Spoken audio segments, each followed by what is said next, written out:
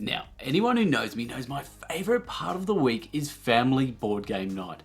This is the one chance I can get the little rugrats off their iPads and sharing some quality time together, making those memories as a family.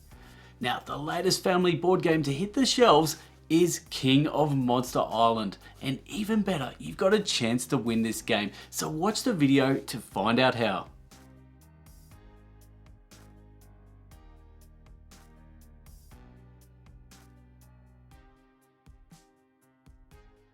You and up to 5 monsters will be working cooperatively to defeat these bosses and their pesky minions before they build the interdimensional portal. Look, does this sound far-fetched? Well, hell yeah it is, and me and my family were up for this challenge.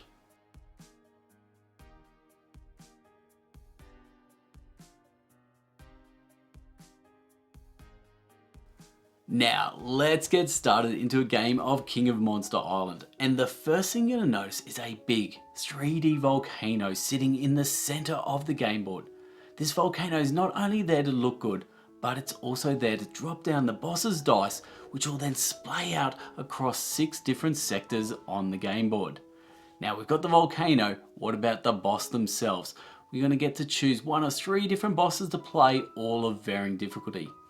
But the bosses can't fight alone, they're going to need their minions, so let's place out 1 minion in each sector. Next, to defeat those minions and those bosses, we're going to need some monsters. Each player is going to get to choose one of 5 different monsters, and they're all crazy and they're all unique. Next, we've got some event cards and some power cards. We're going to shuffle those together, forming a deck, and then we're going to place out 3 of those cards to get started. And then lastly, place out any remaining components around the edge of the game board. Now let's get cracking into the game. We've now set up the game board, so let's look at the different phases of the game. And the first phase is the boss phase. The boss is always going to go first, and they're going to activate their powers, damaging the monsters around them. After that, drop the dice into the volcano, and then you're going to move the boss.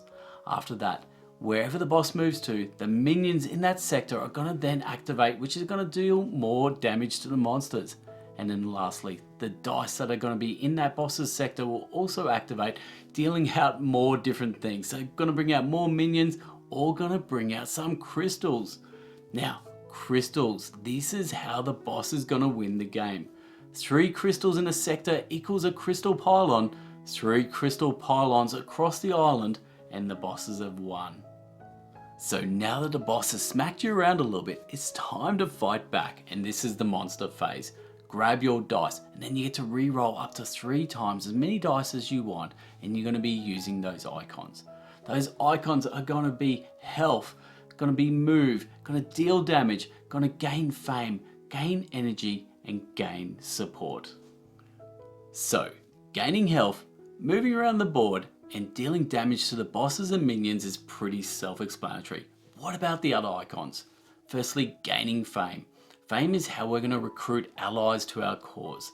The more fame we have, the stronger the ally ability, and they're going to be special abilities that you're going to be able to use throughout the game. Next, gaining energy cubes. We're going to need energy cubes to be able to purchase power cards. Power cards are going to give us one-off and ongoing effects depending on the card. But be careful, mixed in amongst all those power cards is event cards, and as soon as they come out you must action the event. They're going to be both positive and negative events mixed in there. And lastly, we're going to be gaining support. Look, we're monsters, but humans aren't all bad, and they're also on our side, so we can gain the support of the humans. The way we're going to do that is get enough support that we're going to be able to bring in a human ship. These are going to give us a virtual die face that we're going to be able to use every time we go to that sector, and they're also going to give us some energy cubes.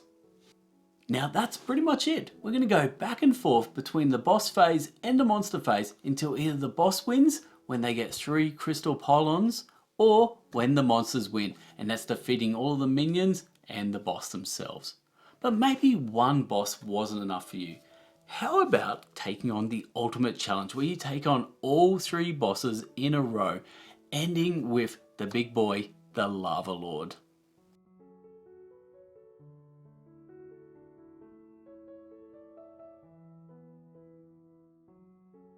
So what do we think of this game? Well, the kids loved it, especially the volcano. They couldn't wait to get around to their turn where they could put the dice into the volcano and let it spew out across the island. It was such a fun mechanic.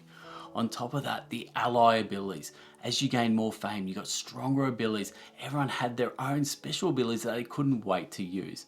And then lastly, the artwork. This King of Tokyo universe is such a crazy and wacky universe. Every one of these monsters is even more sillier than the last, and it's just a fun universe that doesn't take itself too seriously. So it was a hit for my family.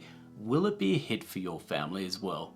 Why don't you go out to a retail store, pick up King of Monster Island and check it out for yourself.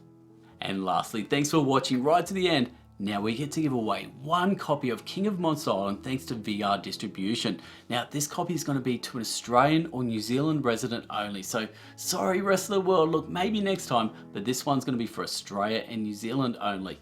How do you win? Just got to be a subscriber, support my channel, be a subscriber to my YouTube channel and comment on this video. So leave any comments you want. Maybe what is your favorite family game or just say hi. So that's it. Be a subscriber, comment, and you could win King of Monster Island. Well, that's it from me. Till next time, I'm Hoax. This is Board Game Bangers. Laters.